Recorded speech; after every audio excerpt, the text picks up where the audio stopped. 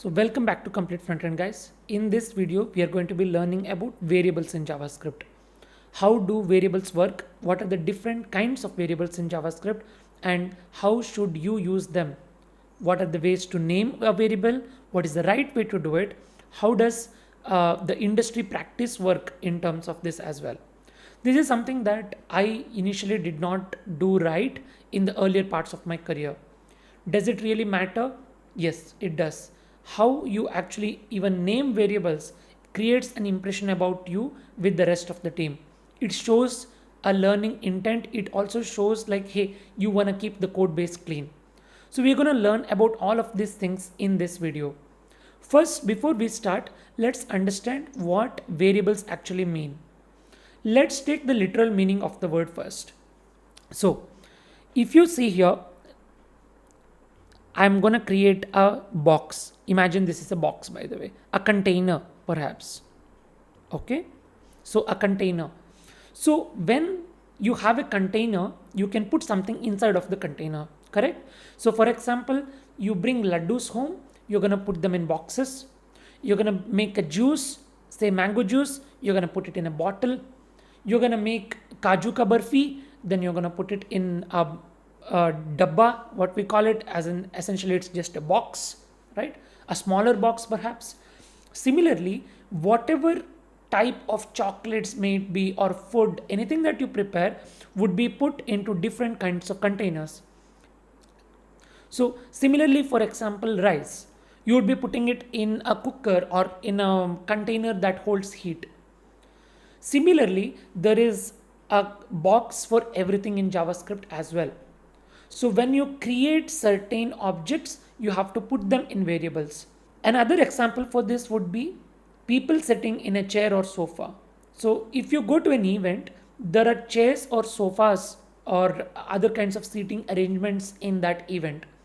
People just cannot sit on the floor, correct? Just like that, food cannot be just put on the table directly. You either need plates or you need boxes or you need any other type of containers.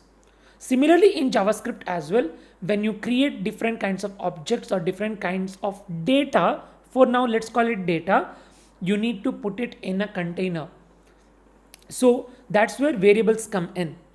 Variable, like the word says, it can vary. It can hold different kinds of data.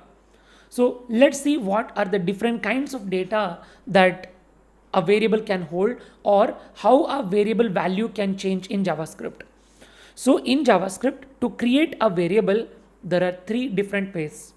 One is using the var keyword, one is using the let keyword, and the last one is using the const keyword. So what are these three different kinds of variables mean? Var, like it's the old fashioned way of creating variables in JavaScript. So there is a clear differentiation in JavaScript between pre-ES5 and ES6. So ES stands for ECMAScript. And there was a version called as ECMAScript 5 and similarly ECMAScript 6 and above. And now ECMAScript 6 and above introduced let const as two new ways of creating variables. Now, var has something called as the global scope. For now, I just want you to remember this. I am gonna create a video completely on scoping, how scopes work in JavaScript, how exactly and why exactly it works that way is something I'm gonna create a video on. At this point in your course, if you are actually especially a beginner, this would be overwhelming for you. And my intent is to make things simple for you, right? So let's get to that in the future part of the video. So now let's see what var means. So like I said, this has global scope. Let has block scope. And this also has block scope. Okay. So I want you to remember what are the scopes for the different kinds of variables. This has the global scope. This has the block scope. So let me write it a bit more neatly for you. Sorry about the handwriting. And then const has the block scope as well. Now let's get into the code and let's try to create some variables. So from our previous editor, we have hello.js already present over here. Now what I'm going to do first is I want to inject this hello.js file into my script tag. So the other way of actually writing JavaScript in the script tag is by actually giving it the file. So script, I can write source and then I can say /hello.js and then I'm going to close my source. Now it still works the same way. So to test that out, you can just run it with live server and you would be able to see this. And in here, you can go to console and yay, you are still able to see hello world. Now I'm going to continue writing my JavaScript in this file now because I have now used hello.js as my script file. Now let's see how we can create a variable. So to create a variable, I'm going to say var and then I'm going to say name is equal to Srikanth. Now I have created a variable called as name. Now let's understand how this works under the hood, right? Like how it is actually working in JavaScript. So in JavaScript, there is a memory, right? For example, any computer that you're working on has memory. You might have heard about RAM and ROM. You might have heard about hard disk space and RAM, right? So RAM has 16 GB of space and your hard disk has 512 GB of space and so on. Similarly, your memory that is allocated to your program that is from the RAM will be used to store all these variables and anything else that you want to store will be stored in that allocated space. How exactly spacing is gotten from the RAM and how is it actually distributed to the program is something again I'll be explaining in the future. This is going to be a very complicated explanation there and I don't think you need to know about that right now. For now, you can imagine like this. Your complete space in your RAM, say 16 GB, is cut into smaller pieces. Okay, so it's cut into very tiny pieces like this. This is all the space that is cut into smaller chunks, and then every single small chunk has certain amount of space in it. Okay, so you might know about bytes and bits is something that you need to understand in software engineering. To understand more about bytes and bits, you can go to the Foundations of Software Engineering playlist in my channel, The Complete Frontend, and you will understand how these things work. So for now, I'm not going to re-explain that in this video. So you can go back and watch that and come back again, or you can go after this video and understand that in more depth. But for the sake of this video, you'll be able to still understand if you keep understanding with this example. So as I was saying, you have smaller chunks and these are all small pieces of memory. Understand it like this. So in the earlier stages, in the earlier days, people had acres of land or hectares of land, right? So if this is 100 acres of land, 100 acres of land, right? And then people used to cut it into smaller pieces and then share it among them. Is it correct? So what I'm trying to say is, say a person, for the sake of this example, let's call him Ram, has 100 acres of land and he has 5 sons, right? And each son gets X amount of land, right? 1, 2, 3, 4 and 5. He cuts his land into 5 pieces and shares the land between them. Now each person gets to stay in this small piece of land, right? Similarly, in software engineering, if you see the memory, the RAM is distributed among all programs. You might be running a game, you might be watching a YouTube video, you might be coding on one end, you might have WhatsApp open on the other end, and all of these take the space from the RAM. to run efficiently, right? So that is where they get the space from. Imagine just like the 5 sons that I told you about, these applications rather have memory allocated to them, or they might be dynamically sharing the memory from the RAM. So that is how the smaller chunks of memory will be allocated to different programs. Why am I going in this depth? You will understand in a moment. When I declare a variable will be allocated in that space. So in this small space, when I say var name, like you saw, it will say, hey, this will be staying in this small piece of memory. Now let's call this hash 0001 and hash 0002, and this keeps continuing like this, 003, 004, and so on. Now in 001, it says, hey, this small piece of memory 0001 will now be called as name. So it is essentially telling like this. For example, a person, one of these sons, let's call him Rohan. Now Rohan might also be called as Raj. Perhaps it's a nickname. Okay. Now this hash 0001 is its actual name, which is Rohan, and Raj is like the memory allocated, the name, the space allocated, or the custom variable name allocated to that memory space. You can understand it this way. I'm explaining this, I'm putting this in a very simple way. There is a lot happening under the hood. I'm trying to demystify all of that for you and helping you understand or create a mental model of how things actually work under the hood. So now that we understood that, we created a variable called as name. Now it says, hey, it's like a basket. It's like a basket, right? So there is a basket called as name. Now it says, hey, I'm going to put tomatoes on that. I'm going to store tomatoes in this basket, right? So similarly, it's putting the value inside of that. So like I showed you in the previous screen, when I said Shrikant stored in it, that is stored in this variable name. Now, what are global scopes and what are block scopes? In JavaScript, there is a concept of scoping. I don't think you should get into that just yet. We'll be getting into that in the future video, like I mentioned earlier.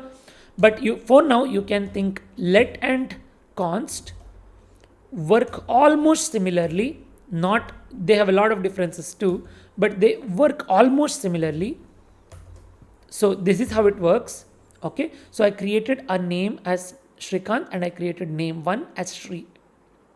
Now there are 2 baskets with 2 different names. Now for the sake of coding, going forward, if you want to change a variable's value, then I would always suggest you to go with the let. And if you don't have to, or if a value of a variable should never change throughout the course of the program, then you should be using const.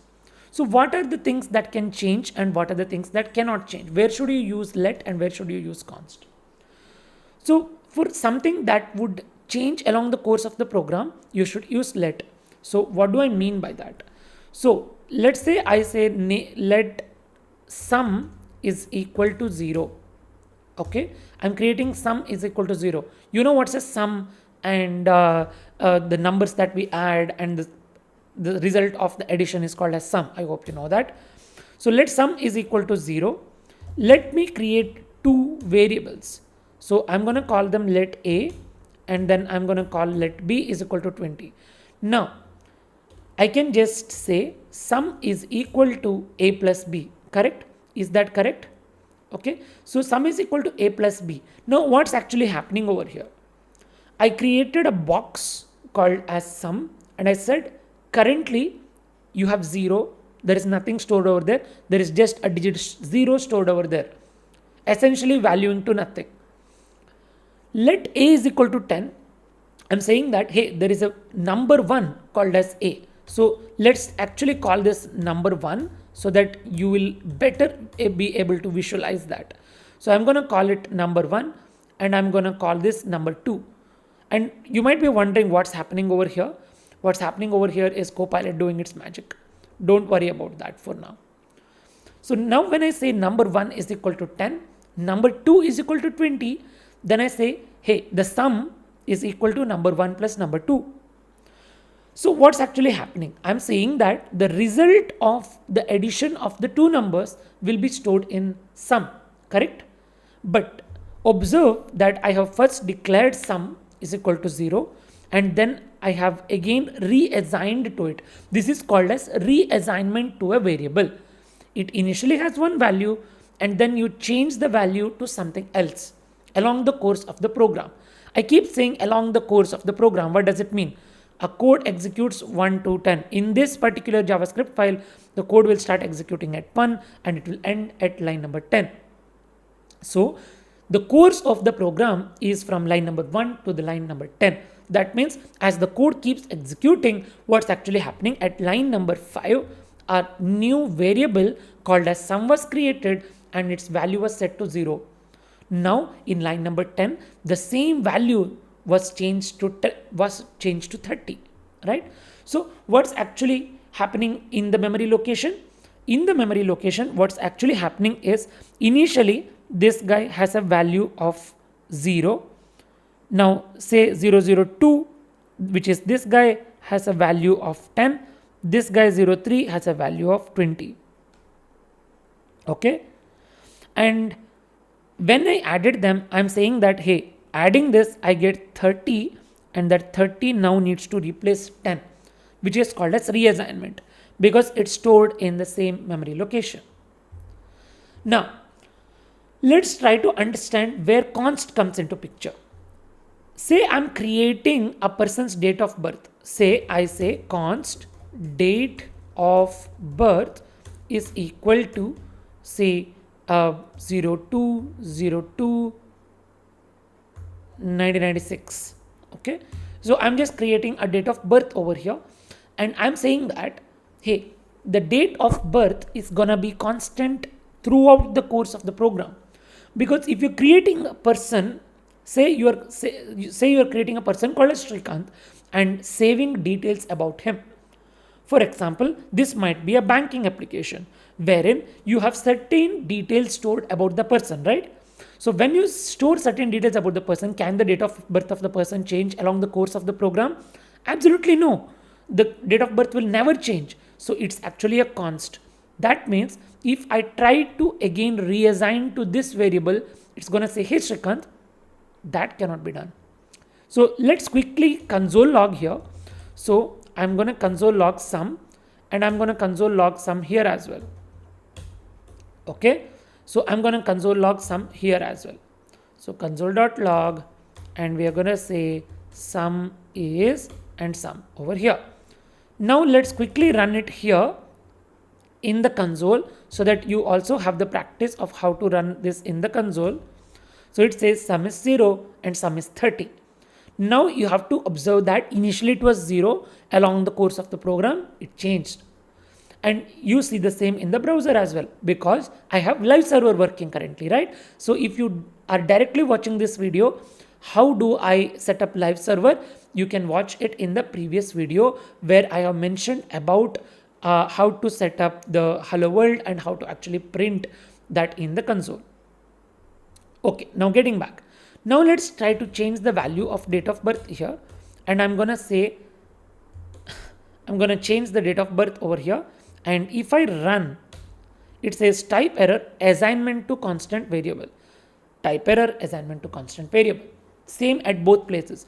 I'm running it to you at two places and showing you so that you get a thorough understanding of how to run or how to actually run JavaScript in Node as in the terminal and how to watch it in the browser.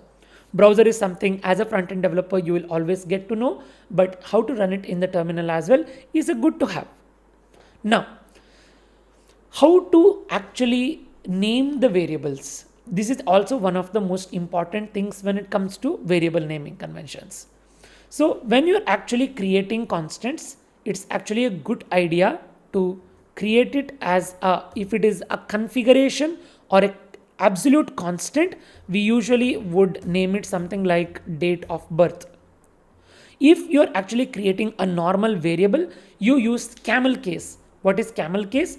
that is nothing but date of birth. The first letter is small, then every subsequent first letter of the next words is going to be capitalized. Date of birth. I hope that is clear to you. Okay, so these are some of the things that you need to know.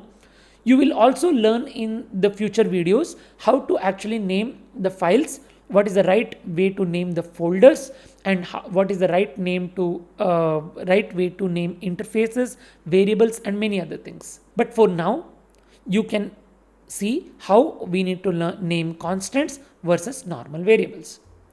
So I hope creating variables and actually playing around with these variables is clear to you.